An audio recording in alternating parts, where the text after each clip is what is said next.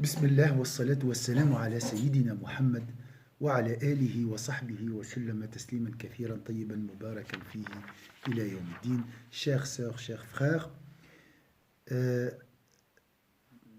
un parmi vous m'a posé cette question. J'ai peur de tomber malade. Et j'ai peur aussi que cette peur se transforme à une psychose, à une phobie. Donc, j'ai peur que je tombe malade par peur, par excès de peur, par cette peur excessive. Je deviens, je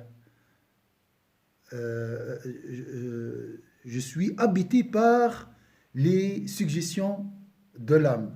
À chaque fois, je touche quelque chose, je dis, je vais tomber malade. Si j'ai un peu de fièvre, c'est Covid-19. Je fais quoi? Subhanallah. Sayyidina Ali nous a reformulé la sunna du prophète sallallahu alayhi wa sallam en cette sentence et cette sagesse et cette guérison. Il a dit, si tu as peur de quelque chose, il faut l'affronter. Ça veut dire quoi? Et d'accord, je vais tomber malade. Bien sûr, il faut prendre les précautions. Et Inch'Allah, on va faire un cours, Inch'Allah, sur l'importance ou bien comment adorer Allah Azza wa Jalla en prenant nos précautions concernant cette maladie. C'est une adoration d'Allah, comme la prière. Laver les mains et tout ça. Ça, c'est une adoration. Mais il faut juste penser au hadith du prophète sallallahu alayhi wa sallam qui nous a recommandé toutes ces précautions. Mais maintenant, à part, donc c'est le côté, bien sûr, précaution, vous le connaissez, mais non, le côté psychique. Comment combattre ces peurs? Il faut les affronter, il faut les accepter, il faut imaginer, oui, je vais tomber malade. Et alors, voilà la solution. Mais quand même, j'ai peur de la mort. Alors, il faut imaginer, il faut s'armer par ces hadiths, Inch'Allah. Regardez le premier hadith, un hadith très joli, vous le connaissez très bien. Saïda Aïcha, qu'Allah l'agrée, la mère des croyants, a dit, j'ai interrogé le prophète sallallahu alayhi wa sallam au sujet de la peste et il m'a informé qu'il s'agissait d'un châtiment qu'Allah envoie sur ceux qu'il veut parmi ses créatures et qu'Allah en a fait une miséricorde pour les croyants. Donc si je suis frappé par cette épreuve, c'est une miséricorde d'Allah Azza wa Jalla. Regarde la force spirituelle engendrée, dégagée par ce mot miséricorde. Cette peur se transforme cette source de peur se transforme à une source de miséricorde. Lorsque la peste se déclare, quiconque reste chez lui en patientant et en espérant la rétribution divine, sachant que rien ne peut lui arriver si ce n'est ce qu'Allah lui a prédestiné, celui-ci aura la même récompense qu'un martyr. Je patiente, je endure cette peur, je gagne la récompense d'un martyr. Je reste chez moi, mais bien sûr, chez moi, c'est difficile, parce que là, je bouge pas, je n'arrive pas à me préoccuper, à être occupé par quelque chose, donc je suis rangé par ces suggestions malignes. Cette patience te donnera, Inch'Allah, la rétribution d'un martyr, la récompense d'un martyr. Et supposons je meurs, subhanallah.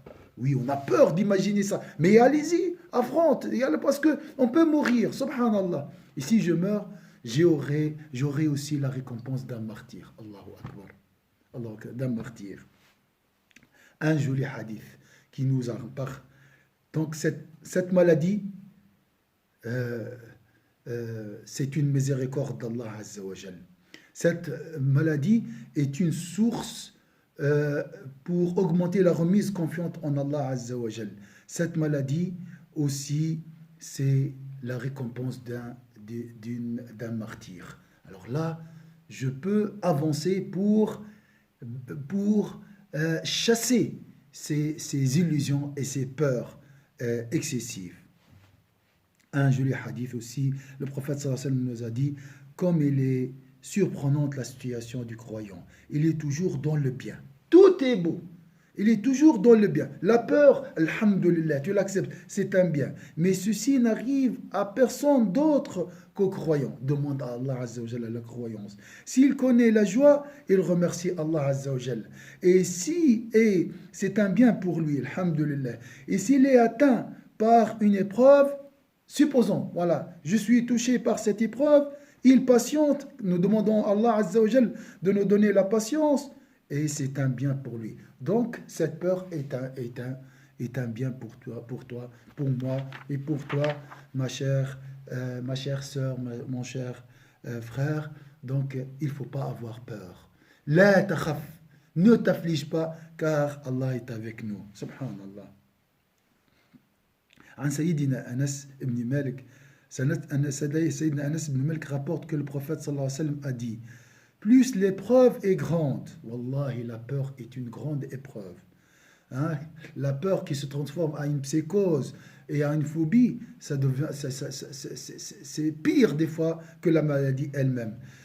Donc, plus l'épreuve est grande, plus grande est la récompense. Lorsqu'Allah aime un groupe, donc, la récompense dépend du degré de l'épreuve. Alhamdulillah. J'ai peur, je serai, Inch'Allah, récompensé pour cette peur. Lorsqu'Allah aime un groupe de gens, il les éprouve. Donc, cette épreuve est le signe de l'amour d'Allah Azza wa Jal. Crois-moi, ma sœur, crois-moi, mon frère. Une fois tu intègres cette conception dans ton cœur, le diable, c'est lui qui sème ses suggestions malignes, t'évitera. Il évitera de te faire peur. Pourquoi? Il va dire, cet homme ou bien cette femme, à chaque fois j'essaye de déstabiliser sa foi, il cherchera refuge auprès d'Allah Azza wa Jalla. Il cherchera la récompense auprès d'Allah. Non, je ne dois pas le réveiller. Subhanallah. Celui qui agrée cette épreuve, il aura l'agrément d'Allah. Voilà. Alhamdulillah. La peur mène à l'agrément d'Allah Azza wa Jal. Et bien sûr, tout ça vient d'Allah Azza wa Jal.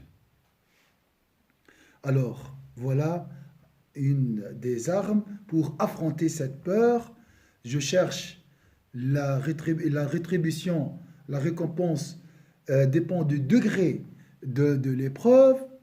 Et cette épreuve, qui est la maladie, qui me fait peur, en réalité, c'est la preuve de l'amour d'Allah Azza wa Jal. Et le meilleur hadith peut-être qui est très lié à notre situation, Sayyidina Abu Hurayra, qu'Allah l'agréé, rapporte que le prophète sallallahu alayhi wa sallam a dit, chaque fois que le musulman est éprouvé par une fatigue, pas une peur, une maladie, un souci, une tristesse, un souci, la peur ici, une tristesse, un mal, un chagrin, même une épine qui le pique, grâce à cela, Allah lui efface une partie de ses péchés. Et s'il n'y a pas de péché, il l'élèvera dans les degrés, Inch'Allah, dans les stations spirituelles. Alhamdulillah Rabbil Alamin. Donc, accepte cette peur pour la chasser. Et comment je l'accepte? Je la considère, Inch'Allah, comme un moyen pour effacer mes péchés, Inch'Allah, ou m'élever dans les degrés des pieux, Inch'Allah. Regardez ces hadiths qui nous donnent cette énergie pour affronter ces illusions. En réalité, ce n'est pas des vraies peurs. Sayyidina Abu Musa al-Ash'ari rapporte que le prophète sallallahu alayhi wa sallam a dit, lorsqu'une personne tombe malade, donc là, j'imagine, voilà, je vais tomber malade, ou qu'elle est en voyage, il lui est inscrit la même chose que les œuvres qu'il accomplissait en étant chez elle et en bonne santé. Le diable va te dire, et si tu tombes malade, tu ne peux pas prier, tu ne peux pas faire le hajj, tu ne peux pas être bien intérieurement. Tu dis, alhamdulillah, Allah me donnera la même récompense comme si j'étais en bonne santé selon ce hadith. Donc, tu perds rien. Pourquoi avoir peur alors qu'Allah nous gardera, Inch'Allah, nous donnera la sûreté, Inch'Allah, de sa part. Subhana rabbika rabbil izzati amma yasifun wa salamun ala al mursalin. À demain, Inch'Allah.